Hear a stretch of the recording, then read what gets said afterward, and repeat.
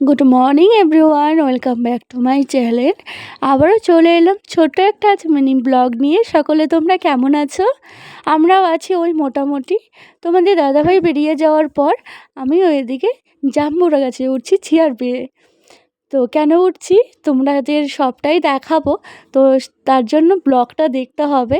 ছোট্ট একটা আছে ব্লগ বানিয়েছি। আর দেখো, যেখানে নুড়ি রাখি সেখানে পা দিয়ে দাঁড়িয়ে পড়লাম। প্রথমে তো বাস দিয়ে কিছু পালার চেষ্টা করলাম, অল্প কিছু পড়েছে। তো তারপরে আমি ঝাড়ুটা নিয়ে নিয়েছি।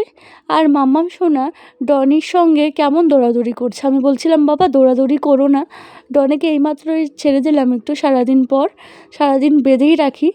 কদিন থেকে একটু দুষ্ট হয়েছে, শুধু গেটের বাইরে চলে যায়। আর এই দেখো, এতগুলো কুল চালের থেকে পারলাম, আরও কিছু আছে সেগুলোকে পারতে পারলাম না। আর এই কুলগুলো কিন্তু একদম ফ্রেশ ছিল, যেহেতু চালের উপর পড়েছে, একদম ফাটেনি একটাও। আমি আবার একটা ভেঙে দেখলাম ভিতরটা কিন্তু একদম ভালো। তো কুলগুলো তো সসপ্যানে উঠিয়ে রেখে তারপরে উঠানটাকেও তাড়াতাড়ি করে ঝাড় দিয়ে দিলাম। আর আজকে ব্ল্যাঙ্কেটটা রোদ্রে দিয়েছিলাম।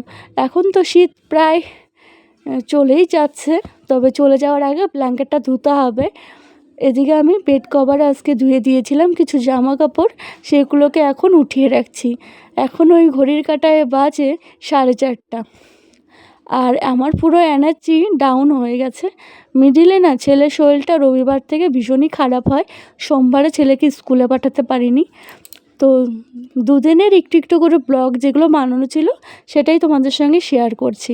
আর আমার মেয়ের কিন্তু রং খেলা এখনও শেষ হয়নি। ওই দেখো, হ্যাপি হোলি প্রতিদিন লেগেই আছে আমার মেয়ের। আর বিকেলে তারপরে ছেলে নিয়ে আসলো চপ।